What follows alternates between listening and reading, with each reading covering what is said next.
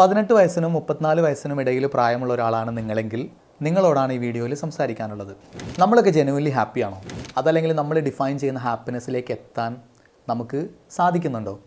നമുക്ക് കിട്ടുന്ന പല വിധത്തിലുള്ള എക്സ്പോഷർ, നമ്മൾ ഉപയോഗിച്ചുകൊണ്ടിരിക്കുന്ന ടെക്നോളജി, ഡിവൈസസ്, ഗാഡ്ജറ്റ്സ്, ഇതൊക്കെ നമ്മുടെ ഹാപ്പിനെസ്സിനെ പോസിറ്റീവ്ലി ഓർ നെഗറ്റീവ്ലി ഇൻഫ്ലുവൻസ് ചെയ്യുന്നുണ്ടോ? ഇത്തരം ചോദ്യങ്ങൾക്ക് മാർച്ച് മാസത്തിൻ്റെ പശ്ചാത്തലത്തിൽ ചെറിയൊരു റെലവൻസ് ഉണ്ട്.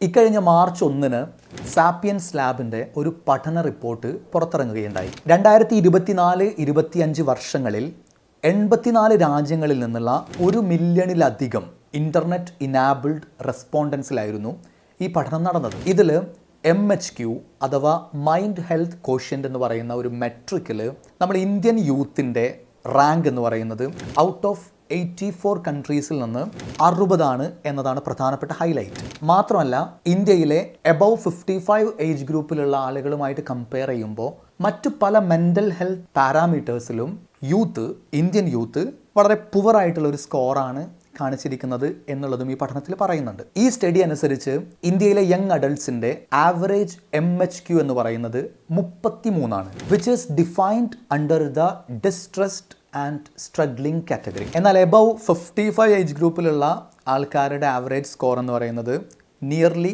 100 അതിൻ്റെ കാറ്റഗറി എന്ന് പറയുന്നത് മാനേജിങ് ഓർ സക്സീഡിങ് കാറ്റഗറി എന്നുള്ളതാണ്. ചുരുക്കി പറഞ്ഞാൽ ഇന്ത്യ അടക്കം മിക്ക രാജ്യങ്ങളിലെയും യൂത്ത് അത്രയ്ക്കങ്ങ് ഹാപ്പി അല്ല എന്നാണ് അർത്ഥം. എന്തൊക്കെയായിരിക്കും ഇതിൻ്റെ കാരണം?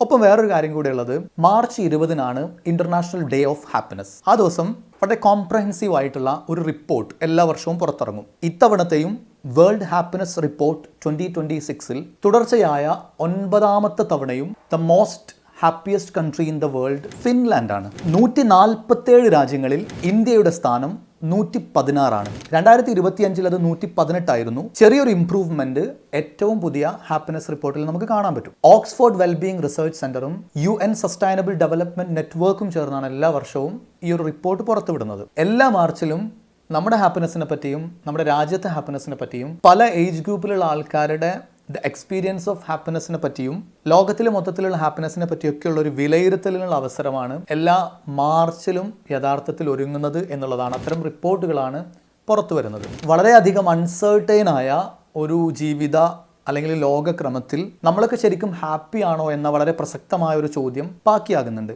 ഇതുമായി ബന്ധപ്പെട്ടിട്ടുള്ള നിങ്ങളുടെ ആലോചനകൾ എന്തൊക്കെയാണെന്നുള്ളത് തീർച്ചയായിട്ടും കമൻറ്റ് ചെയ്യണം. മറ്റൊരു വീഡിയോയുമായിട്ട് വീണ്ടും കാണാം. ഫോളോ ചെയ്യാൻ മറക്കണ്ട.